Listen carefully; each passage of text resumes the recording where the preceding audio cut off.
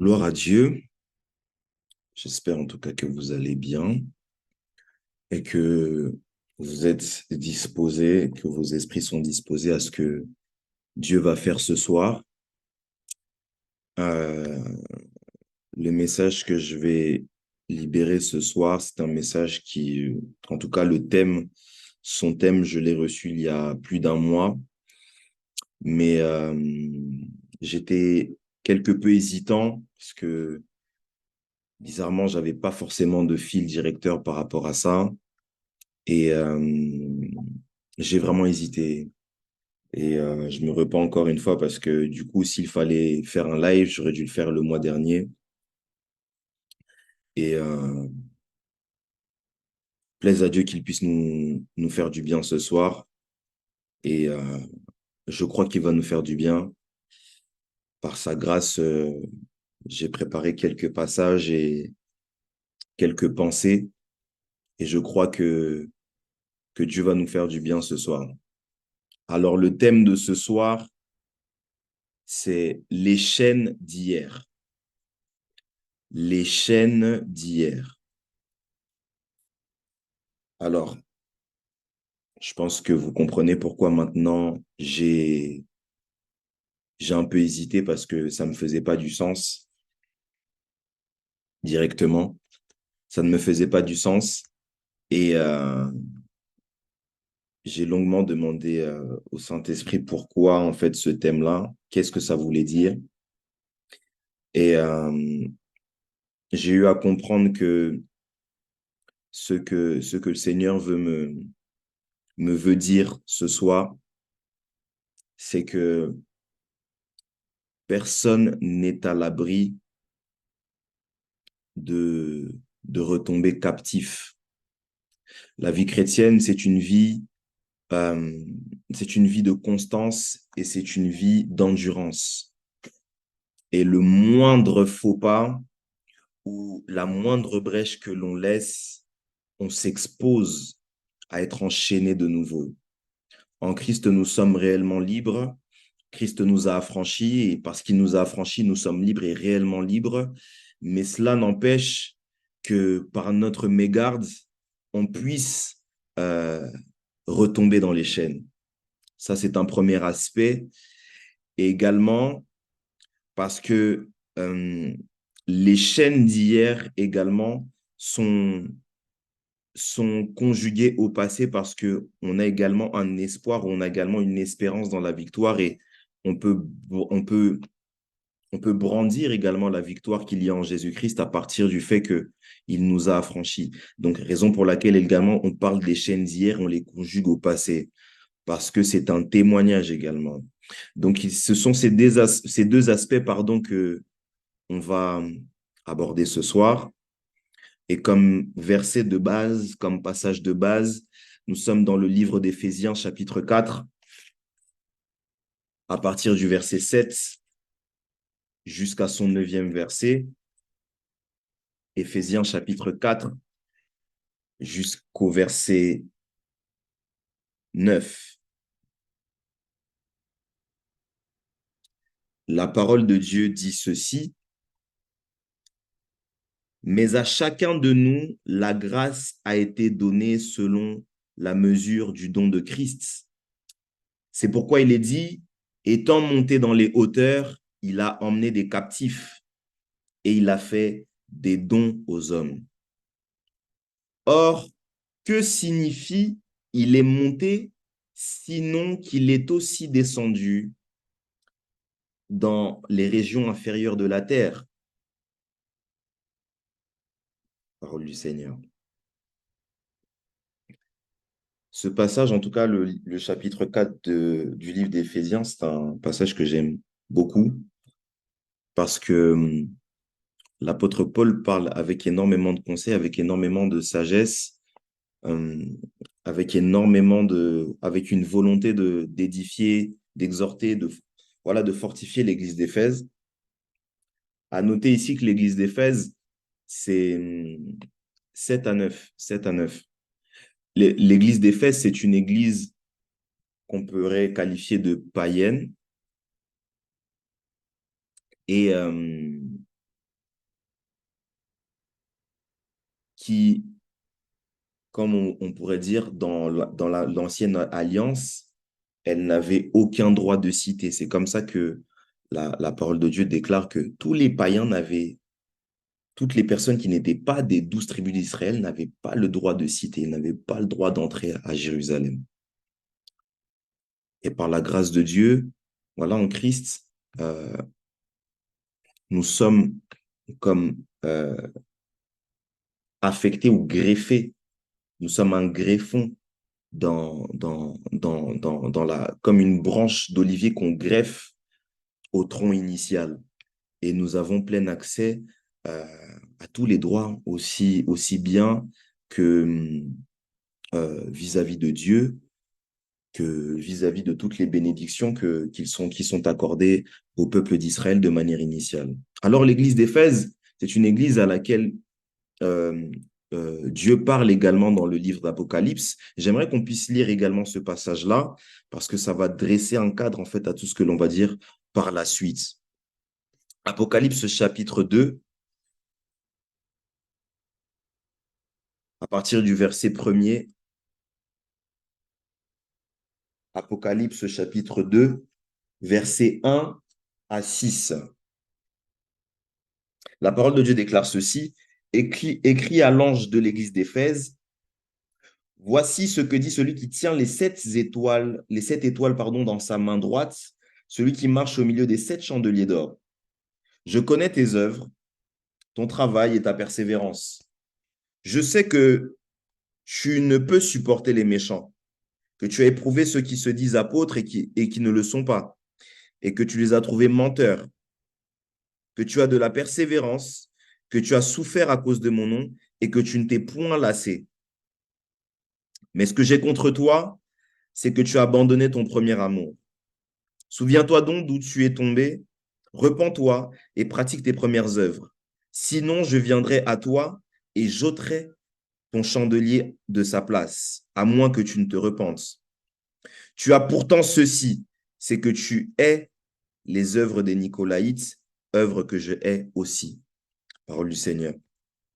C'est donc la même église d'Éphèse euh, à laquelle Dieu va adresser, ou en tout cas, Christ va adresser un message.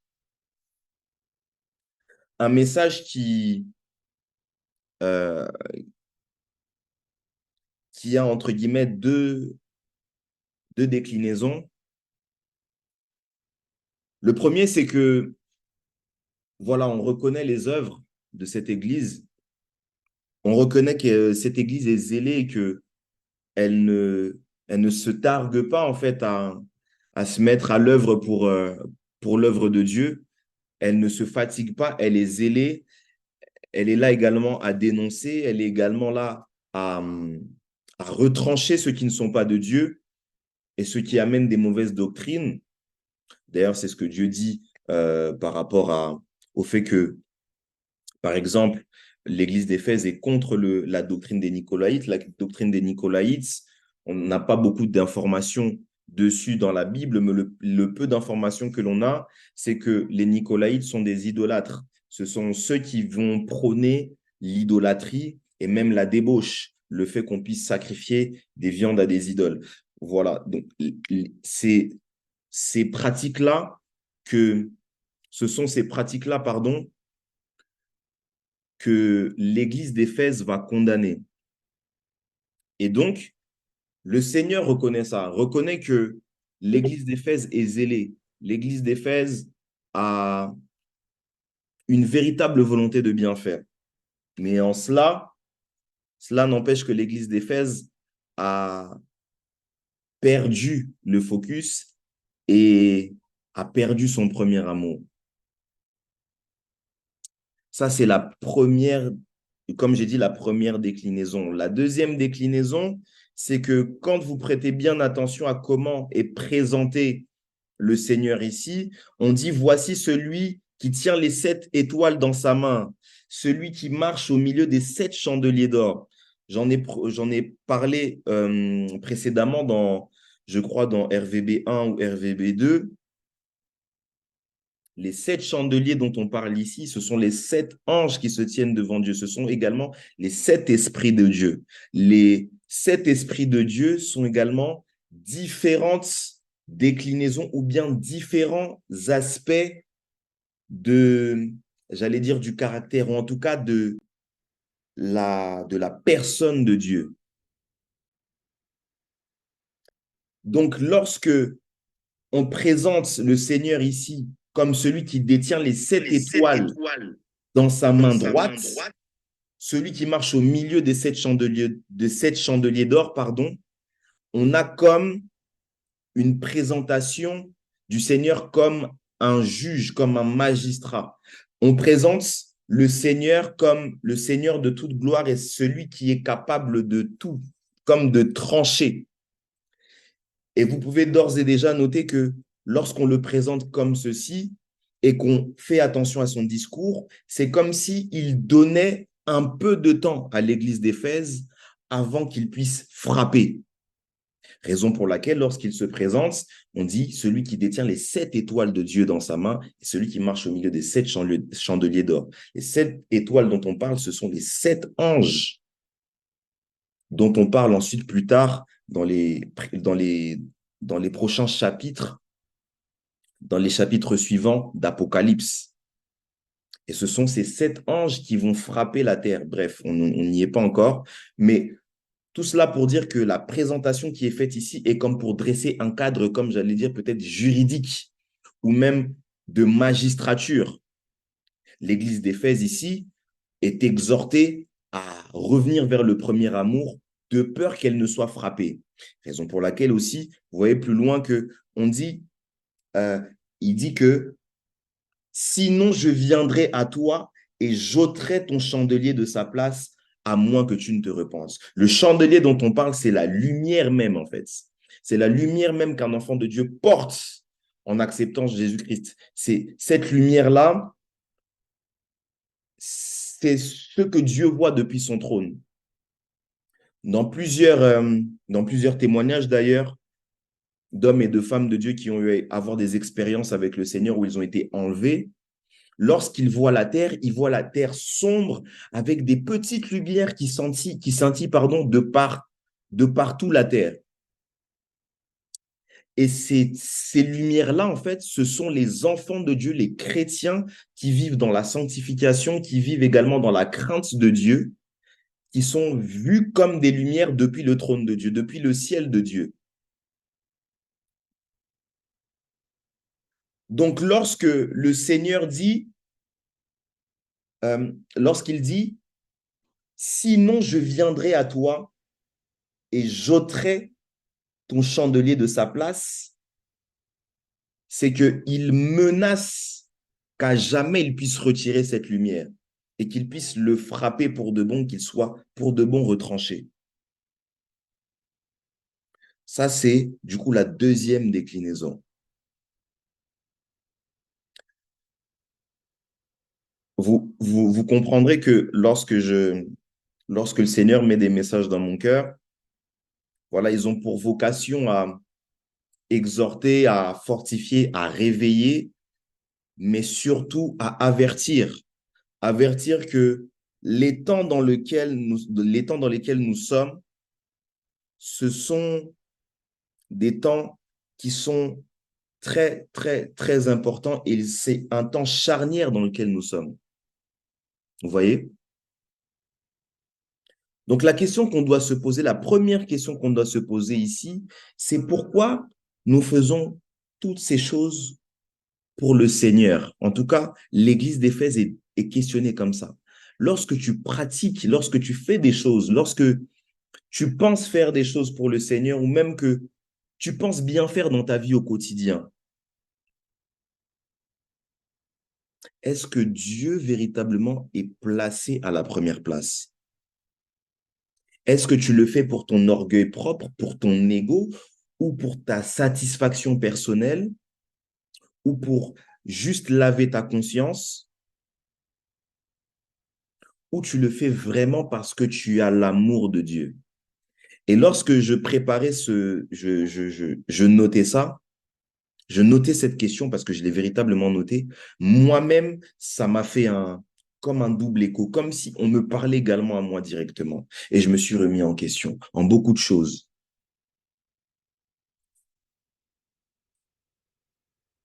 Il est important parfois qui vous poursuivent ou même euh, le fait de témoigner que tu étais enchaîné, mais que finalement tu as été délivré. Ce sont les deux aspects. Galates chapitre 4, verset 1, je lis au nom de Jésus. Or, aussi longtemps que l'héritier est enfant, je dis qu'il ne diffère en rien d'un esclave, quoiqu'il soit le maître de tout. Mais il est sous des tuteurs et des administrateurs jusqu'au temps marqué par le Père. Nous aussi, de la même manière, lorsque nous étions enfants, nous étions sous l'esclavage des principes élémentaires du monde. Mais lorsque les temps ont été accomplis, Dieu a envoyé son Fils, né d'une femme, né sous la loi, afin qu'il rachète ceux qui étaient sous la loi, afin que nous recevions l'adoption. Parole du Seigneur. Ici, on vient comparer l'enfant à un esclave. On ne le compare pas en réalité. On, on le met, en fait, on le place au même rang qu'un esclave. On dit que aussi longtemps que l'enfant est enfant, il ne diffère en rien d'un esclave. Pourquoi? On peut noter ceci. L'enfant n'est pas libre de ses mouvements. L'enfant n'est pas libre de sa réflexion. L'enfant n'est pas libre de ses décisions. Et lorsque vous regardez le phototype de l'esclave, c'est la même chose. L'esclave n'est pas libre de mouvement, il n'est pas libre de réflexion, il n'est pas libre de décision.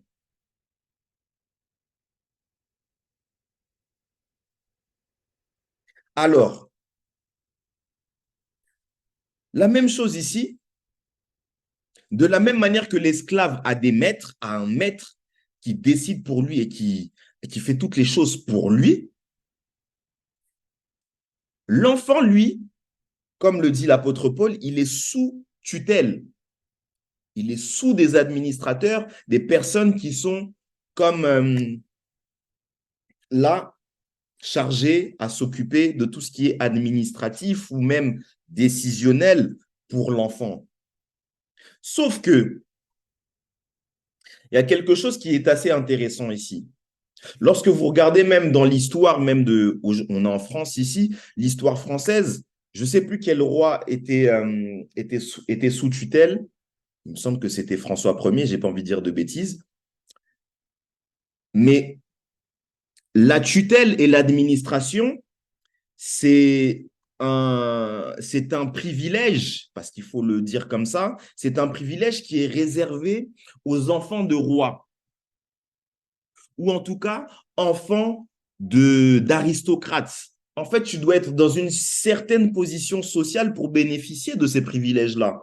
Tu ne peux pas être sous tutelle alors que, en réalité, il n'y a rien à gérer. Il n'y a rien à administrer. D'accord? Donc, lorsqu'on parle d'administration ou de tutelle, on parle également d'héritage ou même de richesse. D'accord? Et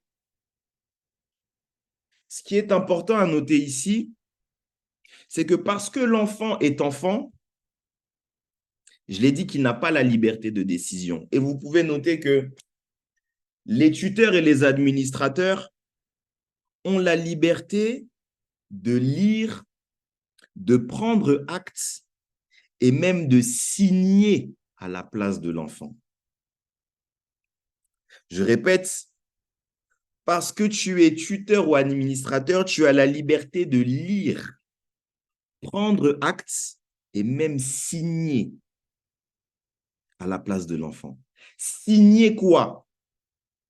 Dans ce cadre ici, comme j'ai parlé de l'aristocratie et toutes ces choses, vous pouvez imaginer que les tuteurs et les administrateurs sont en mesure de signer ce qu'on appellerait aujourd'hui des contrats, mais qu'à l'époque, on appelait des pactes, des alliances à la place de l'enfant. n'est-ce pas? Je pense que là où vous êtes, vous commencez à comprendre où est-ce qu'on va. Aussi longtemps que l'enfant est enfant, il n'est pas libre de décider quel acte, quel contrat, quel pacte, quelle alliance doit être signé ou non.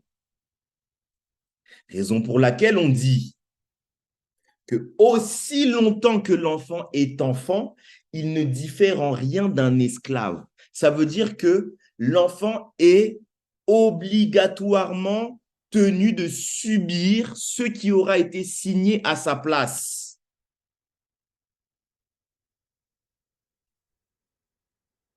La brécha. On peut aller rapidement. J'aime donner des références pour que on soit dans un même diapason et que on ne sorte pas de la parole de Dieu. Colossiens chapitre 2, versets 13 à 15. J'aimerais qu'on puisse, c'est un verset qu'on connaît très certainement. Et du coup, on comprend ici ce que l'œuvre de la croix fait par rapport à toutes ces choses.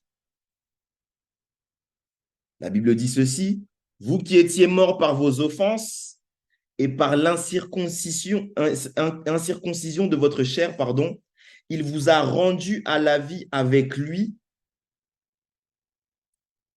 en nous faisant grâce pour toutes nos offenses.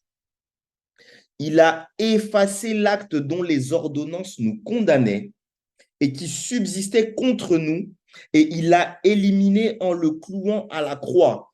Il a dépouillé les dominations et les autorités et les a livrées publiquement en spectacle, en triomphant d'elles par la croix. C'est ce que la Bible nous dit. C'est ce que l'œuvre de la croix fait. Alors, l'acte dont on parle ici dans Colossiens, le commentaire biblique dit qu'on parle de la loi mosaïque. La loi mosaïque dont j'ai parlé, je crois, dans l'un de mes réels. La loi mosaïque, comme je l'ai dit, c'est comme un code pénal. Lorsque tu sors de ce code, malheureusement, tu es frappé. D'accord? Et l'œuvre de la croix est venue pour effacer ça. Mais pas seulement ça, parce que dans le cadre de l'église, par exemple, d'Éphèse, elle n'est pas soumise à la loi mosaïque. Et nous qui sommes comme l'église d'Éphèse initialement, nous n'étions pas soumis à la loi mosaïque. Nos ancêtres, nos aïeux n'étaient pas soumis à la loi mosaïque. Raison pour laquelle je nous ai fait lire premièrement Galates, en nous faisant comprendre que aussi longtemps que nous restons au statut d'enfant, nous sommes soumis aux pactes, aux alliances, aux traités que parfois les gens avant nous ont signé, que les gens avant nous ont eu à conclure. Et donc, nous devons prendre conscience que l'œuvre de la croix a effacé l'acte, comme je l'ai dit tout à l'heure, le contrat, le pacte dont les ordonnances nous condamnaient, dont les ordonnances nous limitaient, dont les ordonnances nous liaient ou nous gardaient esclaves de certaines réalités. L'œuvre de la croix est venue nous libérer de ça, nous délivrer de ça. Et nous devons prendre conscience que en prenant connaissance et en confessant ces choses-là, nous sommes réellement libres. Et les chaînes d'hier, les chaînes que nous avons subies, dont nous n'avons pas connaissance, parce que nous qui arrivons aujourd'hui, nous n'étions pas là. Ces chaînes sont tenues de tomber en Christ.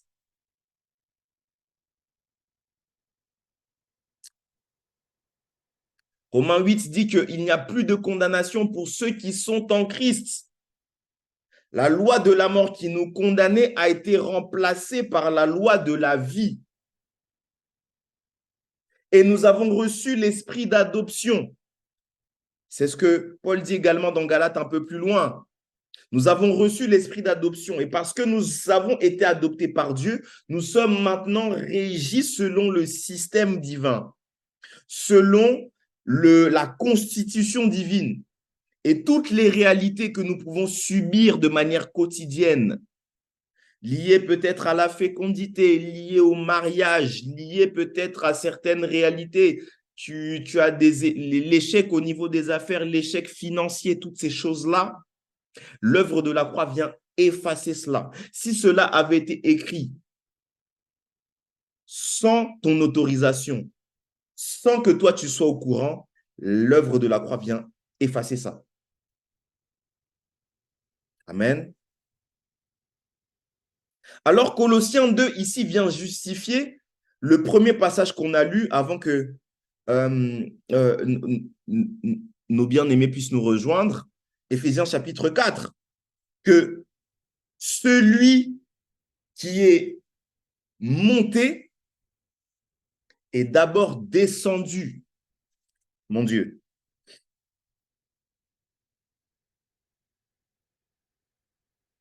Étant monté dans les hauteurs, il a emmené des captifs et il a fait des dons aux hommes. Est-ce qu'on se comprend? Étant monté, il a fait des dons aux hommes. Mais que signifie être monté, sinon qu'il est d'abord descendu dans les régions inférieures de la terre, dans les profondeurs de la terre? Et ça, c'est intéressant. Comme je l'ai dit, c'est la loi de la mort qui nous condamnait. C'est-à-dire que nous étions condamnés à mourir dans cet état-là. Nous étions condamnés à ne pas bénéficier de notre héritage.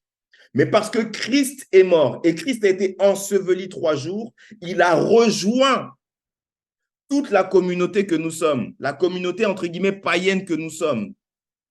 Et il nous a fait monter avec lui. Alors les captifs que nous étions hier, nous sommes maintenant libres. Raison pour laquelle même lorsqu'il entre dans le temple et qu'on lui donne le rouleau, on lui donne le rouleau avec les paroles d'Ésaïe, il dit que l'Esprit du Seigneur est sur moi. Il m'a oint pour annoncer,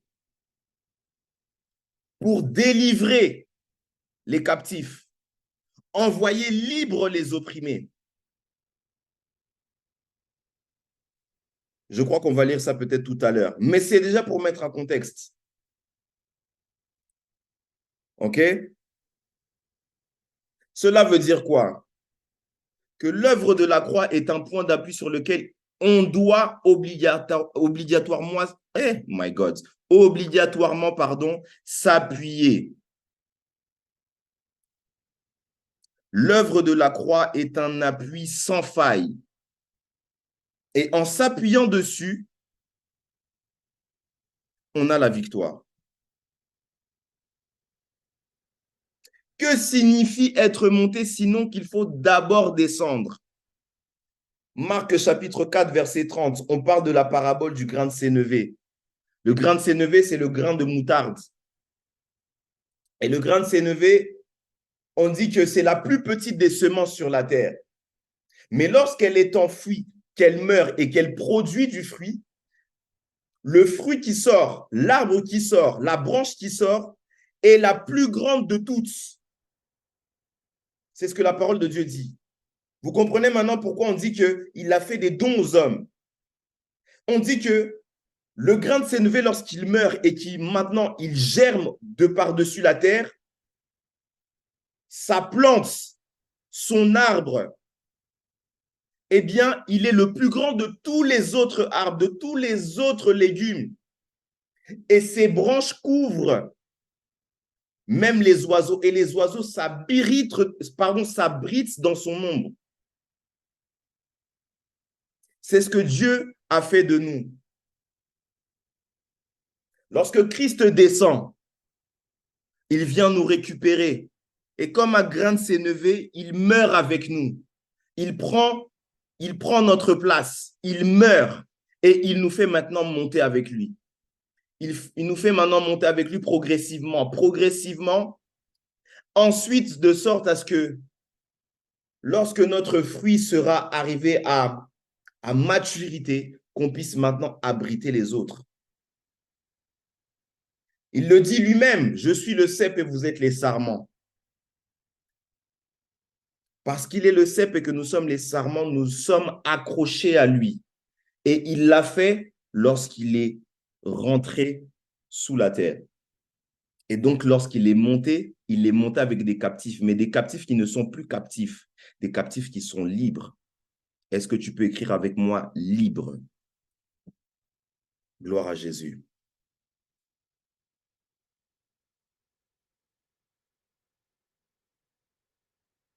Labro shekeremaya.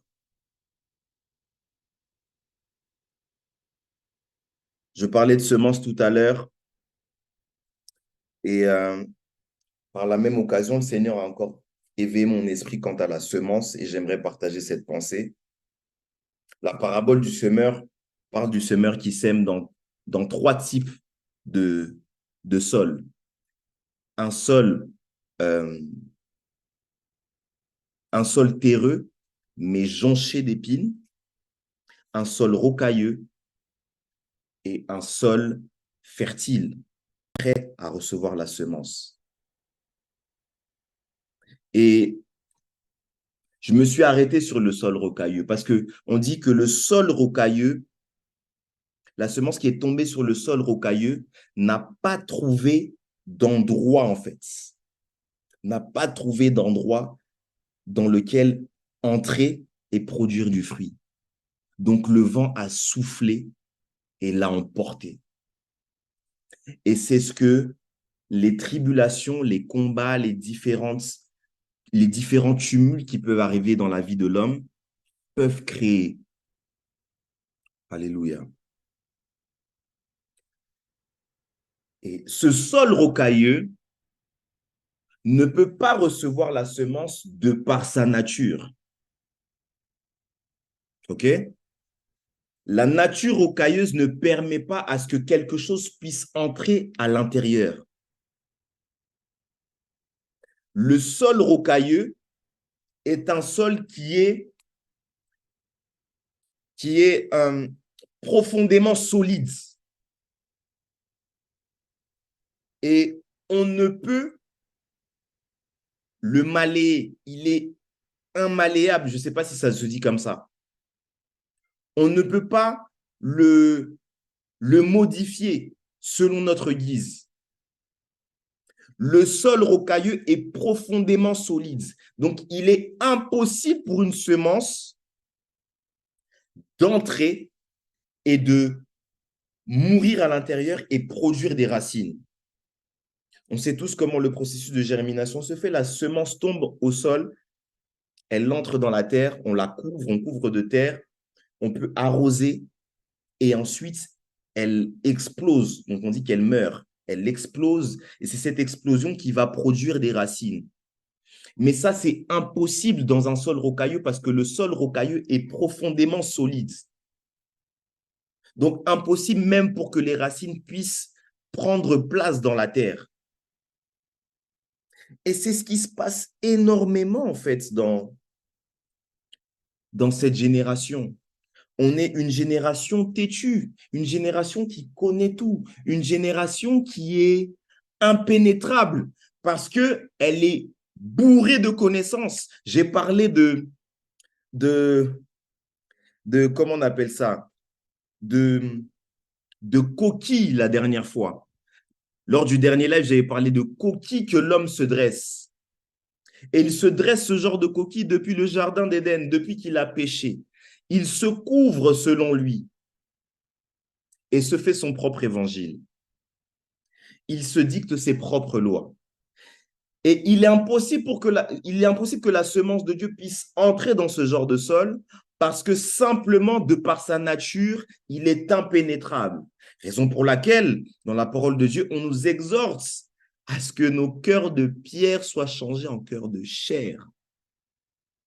Parce que la chair est malléable. La chair est malléable. Et la chair est pénétrable. Alléluia. C'est également, du coup, une forme d'esclavage. Le fait d'avoir des coquilles comme cela, c'est un faux raisonnement. C'est une fausse vérité que le diable pénètre maintenant dans l'esprit de plusieurs jeunes Il vous bourre de connaissances. C'est même pas de connaissances, c'est d'informations. Il vous donne libre accès à l'information pour que vous puissiez vous-même vous informer, vous former et que personne ne vous dicte quoi que ce soit. Raison pour laquelle l'information est maintenant libre et qu'on ne consulte plus les anciens, on ne consulte plus les plus érudits, mais on consulte Google, on consulte même Chat GPT. Parce que on veut que l'homme soit indépendant, mais complètement indépendant. Mais indépendant en se créant des coquilles. Donc, en fait, on veut créer des hommes impénétrables. Et cette impénétrabilité se matérialise comme un sol rocailleux ou un cœur de pierre. Et le Seigneur veut briser cela dans cette génération. Et il va envoyer plusieurs personnes pour faire ce travail.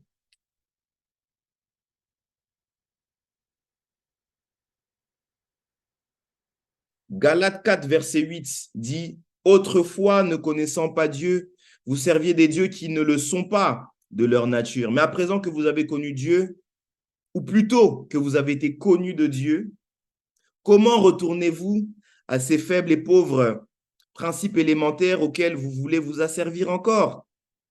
Vous observez les jours, les mois, les temps et les années. »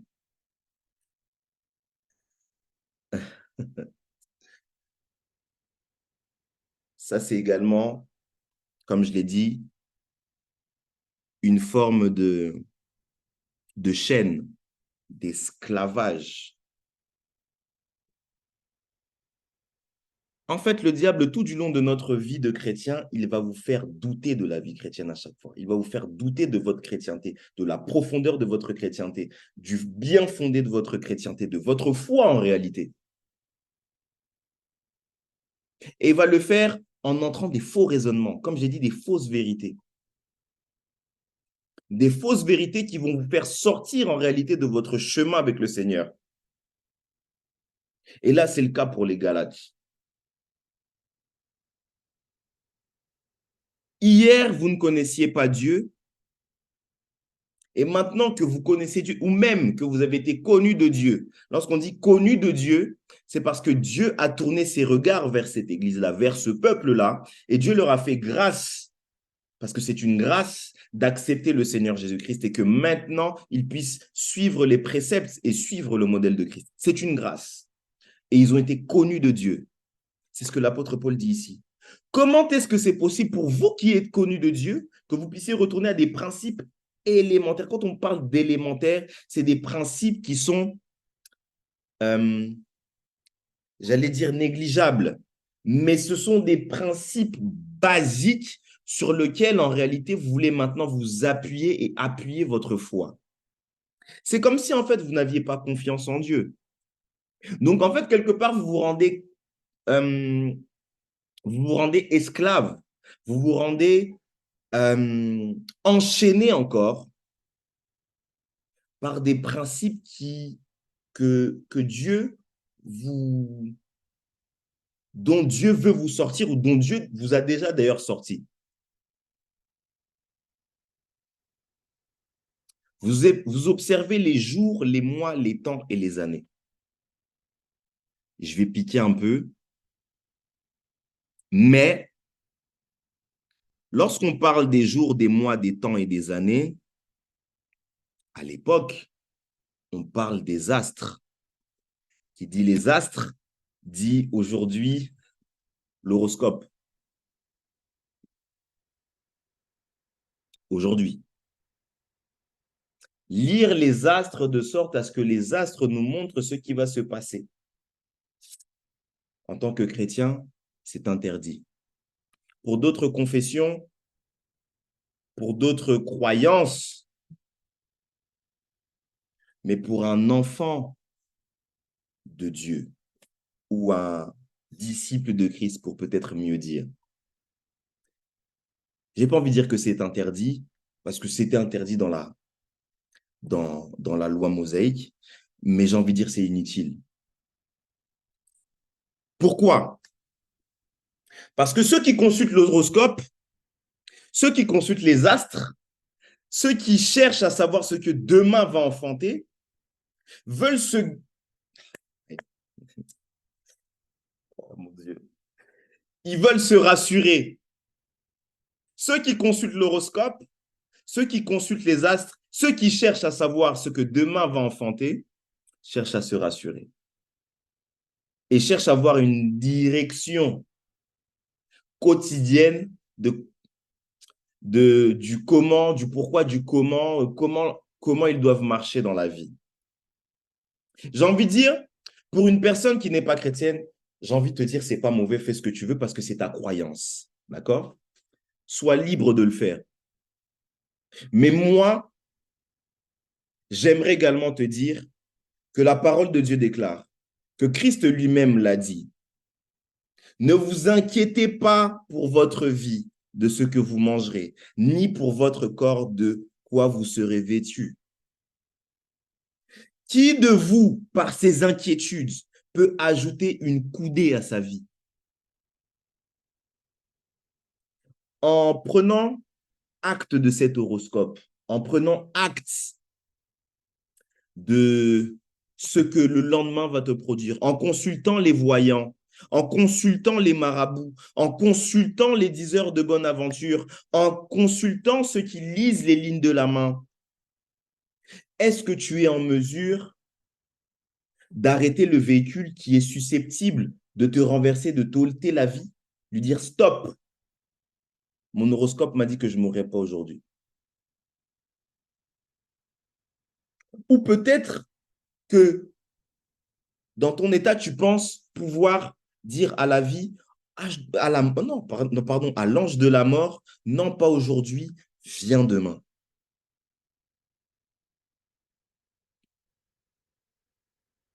Encore une fois, c'est votre croyance. Je n'ai absolument rien contre ça, honnêtement, entre nous soit dit. Mais toujours est-il que ça me ferait mal que vous puissiez manquer votre éternité parce que vous n'avez pas fait confiance en votre Créateur. Votre Créateur dit, ne vous inquiétez pas pour votre lendemain. Le lendemain aura soin de lui-même. À chaque jour suffit sa peine. Si même les oiseaux qui ne sèment ni ne moissonnent et qui n'amassent rien dans leur grenier, le Créateur les nourrit, ne vaux-tu pas plus que ces oiseaux?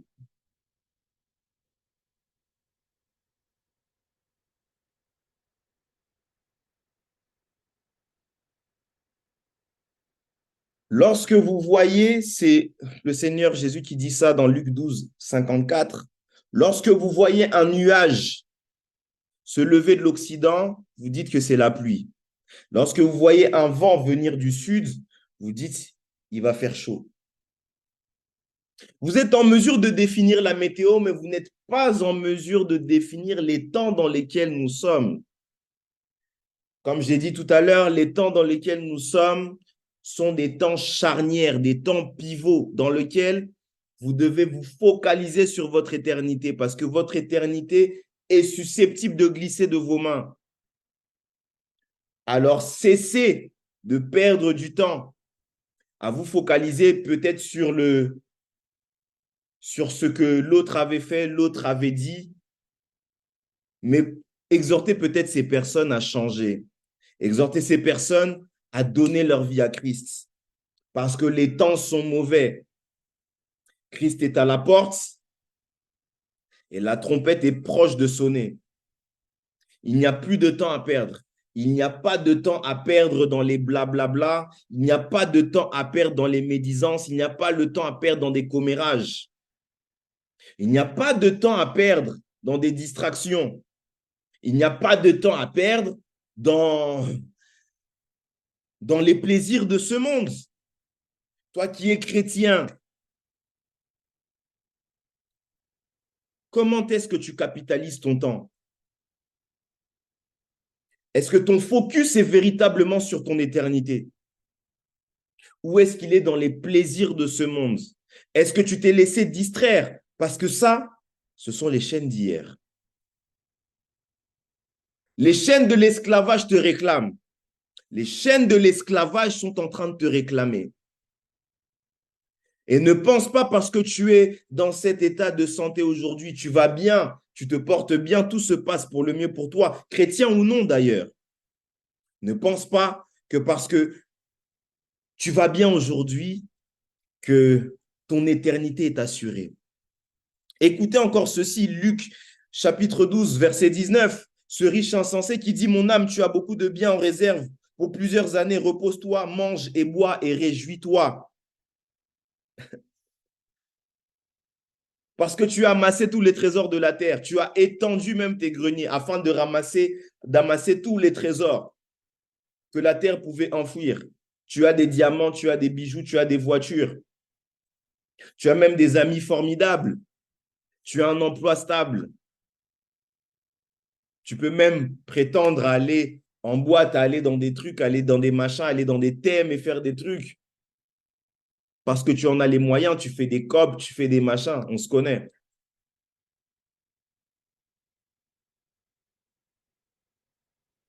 Dieu t'appelle insensé.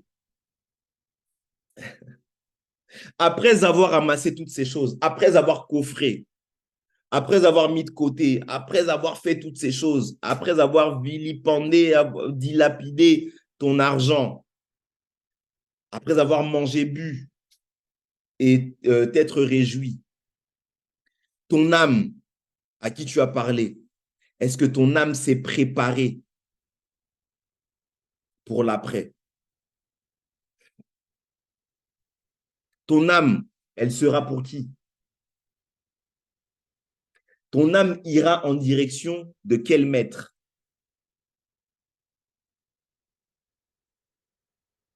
C'est la question que Dieu nous pose ce soir. C'est bien les thèmes. C'est bien. Moi, d'ailleurs, j'aimais beaucoup les thèmes. J'aimais beaucoup ça. J'aimais beaucoup les thèmes. J'aimais les staffs. J'aimais la vie. J'aimais, voilà, chiller, alcool, chicha, machin, truc. C'est cool, hein? Je dis pas que c'est mauvais, mais ça garantit pas ton éternité. Retranche toutes ces choses et concentre-toi sur Christ. Concentre-toi sur ton éternité. Dernier point qui concerne et touche les chaînes de l'esclavage. On va le lire ensemble, Luc chapitre 11, versets 21 à 26. Labro Shakaramaya. J'aimerais que par la grâce de Dieu, un jour, on puisse avoir l'occasion de parler de ces choses à un plus grand nombre. Lorsque Dieu nous le permettra, on fera de plus grosses choses. Luc chapitre 11, versets 21 à 26. Et ce sera le dernier point avant qu'on puisse clôturer.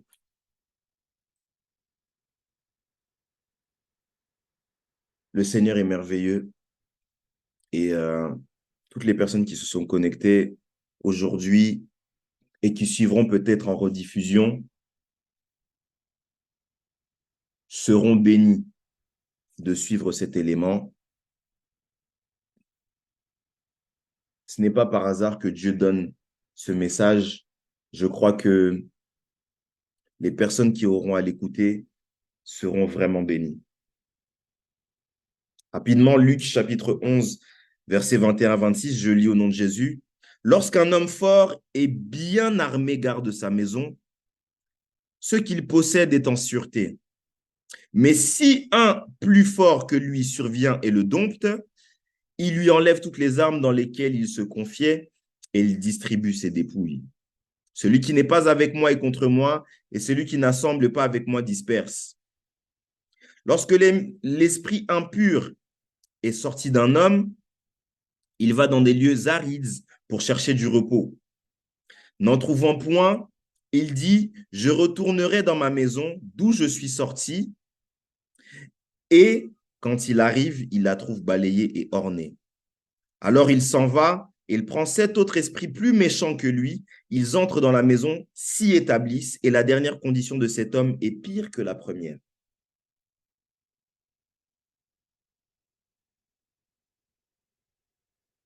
J'exhorte toutes les personnes qui vont suivre ce message à donner leur vie à Christ. C'est le meilleur choix que vous puissiez faire pardon, dans votre vie. J'exhorte vraiment le peuple qui va me suivre à donner sa vie à Jésus entièrement. Ne soyez pas dans la dualité. N'ayez pas de pieds clochants. Que le diable, lorsqu'il vous regarde, ne trouve rien de lui en vous. Parce que le passage que l'on a lu ici fonctionne dans les deux sens. On parle de l'homme fort. L'homme fort, qui est bien armé, garde sa maison en sûreté. Mais lorsqu'il tombe sur un homme plus fort que lui, cet homme plus fort va le destituer, le dépouiller de toutes ses armes et il va le, le chasser même de sa maison. L'homme fort dont on parle, c'est l'influence que l'ennemi, l'influence que le diable peut avoir dans la vie des enfants de Dieu. Ça, c'est l'homme fort. Les armes qu'il a, ce sont les armes que nous, on a eu à lui donner. Vous voyez, l'anxiété, la peur, l'amour de l'argent, l'amour pour l'impudicité, l'amour pour toutes ces choses, l'amour pour l'alcool, la drogue, le tabac. Tout ça, ce sont les armes qu'on lui donne. Et ces armes le rendent fort et bâti. Parce qu'il est fort. Il ne faut pas se leurrer, hein. Le diable est fort. Lorsque maintenant, un homme plus fort que lui, parce qu'il y a un homme plus fort que lui, arrive dans cette maison, il le destitue et le dépouille de tout ce qu'il peut avoir comme arme. Et il le chasse.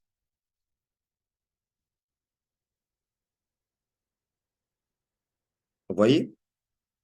Sauf que ce passage, aussi bien que le Seigneur l'ait bien dit, il y a également une situation inverse qui peut se passer. Lorsque vous lisez maintenant à partir du verset 24, on parle de l'esprit impur qui sort d'un homme. Lorsqu'un esprit impur sort de l'homme, lorsqu'une personne est délivrée d'un démon ou deux démons, cet homme avec un grand H, parce qu'il s'agit même des femmes, il se retrouve libéré. Il est comme une maison libérée maintenant. Et les anges du Seigneur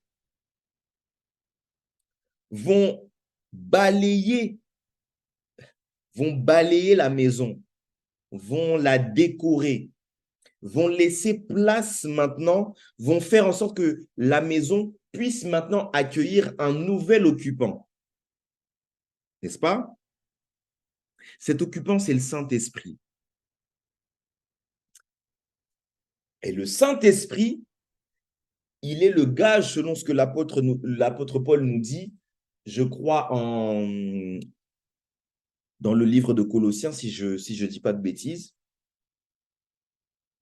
Le Saint-Esprit est le gage de notre héritage, l'héritage du salut.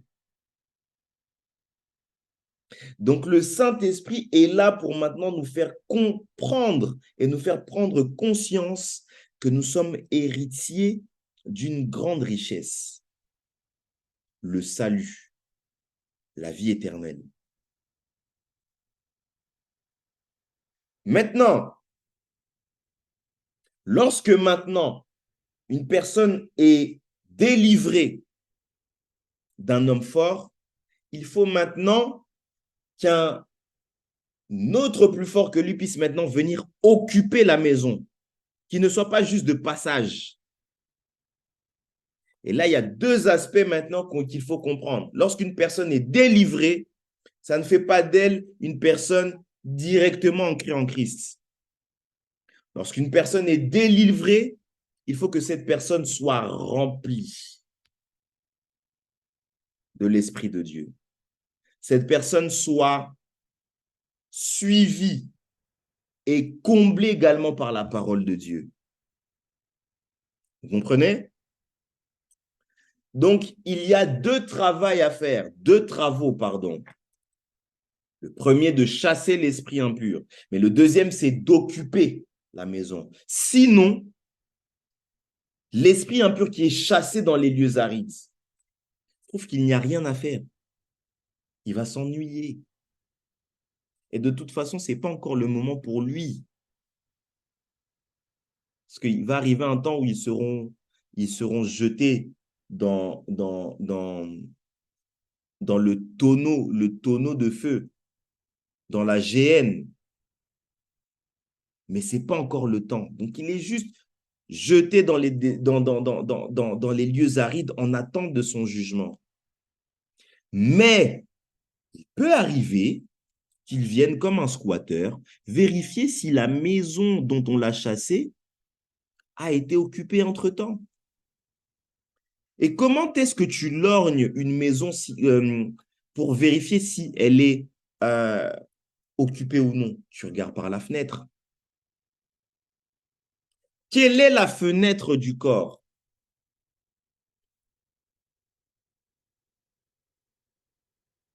Ce sont les yeux, c'est ton œil.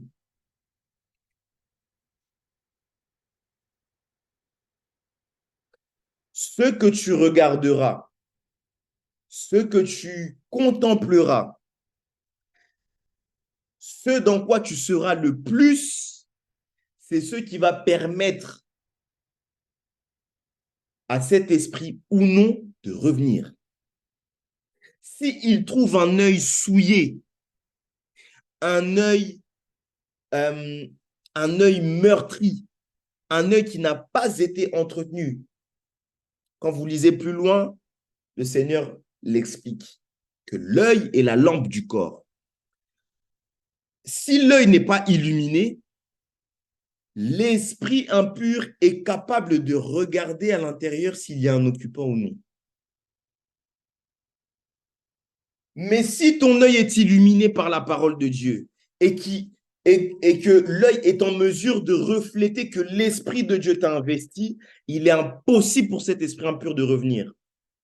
Comment est-ce que tu illumines ton œil? C'est en entretenant ton corps et en le remplissant jour et nuit de la parole de Dieu, en cherchant constamment la présence du Saint-Esprit. À partir de là,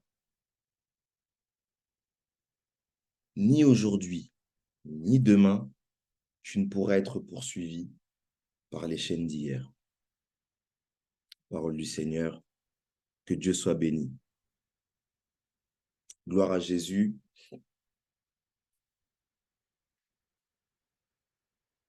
Ce message était vraiment puissant. J'aimerais faire une courte prière ce soir. Il est déjà tard. J'aimerais que là où tu es, tu puisses fermer tes yeux, lever ta main droite. Je vais faire une courte prière. Pour ceux qui sont ici et même ceux qui vont nous suivre en ligne, crois dans ton cœur. Visualise cette réalité qui s'attache à ta vie dont tu veux te débarrasser. Peut-être que tu as envie de faire les choses bien, d'être carré. Peut-être que tu as envie de servir le Seigneur de tout ton cœur, de toute ton âme, de toute ta force. Tu vois des chrétiens être zélés, aimer le Seigneur, partager des choses sur Christ, sur les choses de Dieu, mais tu as l'impression que c'est des illusions, enfin, c'est fantaisiste. Tu as l'impression que les gens, ils sont en train de forcer ou qu'ils se font des films. Mais tu aimerais quand même découvrir cette chose parce que tu es intrigué. J'aimerais que tu lèves ta main là où tu es, ta main droite. Et je vais faire cette courte prière avec toi. Et je crois fermement dans mon esprit, parce que le Dieu que je sers ne ment pas. Il est le Dieu d'Élie. Il va te toucher par son esprit. Et ces chaînes qui te gardaient captif et esclave jusque-là vont tomber au nom de Jésus-Christ. Père, je prie au nom de Jésus, toi qui es le Dieu vivant, toi qui as marché avec les saints prophètes de la Bible. Yahweh, je viens encore bénir ton nom. Je te présente mon frère, ma sœur qui lève sa main droite, Père de gloire, et qui se présente devant toi. Je prie pour cette personne qui va écouter, Seigneur, ce message et qui entend même cette prière. Je prie que tu puisses visiter sa vie, que tu puisses la toucher. Elle a besoin de toi, il a besoin de toi. Je prie, Père, que tu puisses vraiment lui faire du bien et que tu puisses te montrer à elle, que tu puisses te montrer à lui, que ta lumière pénètre son œil et que tous les démons qui pullulaient dans son corps, tous les démons qui tourmentaient sa vie, tous les esprits impurs qu'il a peut-être hérités d'actes, d'alliances qui ne sont même pas de son ressort, qu'il puisse maintenant libérer sa vie au nom puissant de Jésus-Christ. Je prie, Père, afin que, Seigneur, une atmosphère de gloire puisse pénétrer, Seigneur, dans l'endroit dans lequel il se trouve. S'il m'écoute dans sa chambre, dans son salon, dans sa maison, dans les transports en commun, que tu puisses envahir sa vie, que tu puisses envahir son corps de ta gloire. Et je prie, Père, que tes anges puissent maintenant entrer en action afin de déguerpir ces squatteurs qui sont en train de tourmenter sa vie. Père, je prie que tu puisses vraiment faire du bien à cette personne qui m'écoute. Je prie que tu puisses la délivrer, mais au-delà même de la délivrer, que ton esprit puisse maintenant investir sa vie. Comme un vent doux et léger, tu lui communiques ton amour, tu lui communiques ta pensée, tu lui communiques également ta vie. Je prie parce que toi, lorsque tu arrives dans la vie de quelqu'un, Seigneur, tu fais d'elle une véritable source d'eau vive. Seigneur, sa vie reprend forme et sa vie reprend un sens. Père, ma prière étant que tu puisses lui faire du bien. Au nom de Jésus-Christ. Que ta paix puisse investir sa vie. Au nom de Jésus. Amen.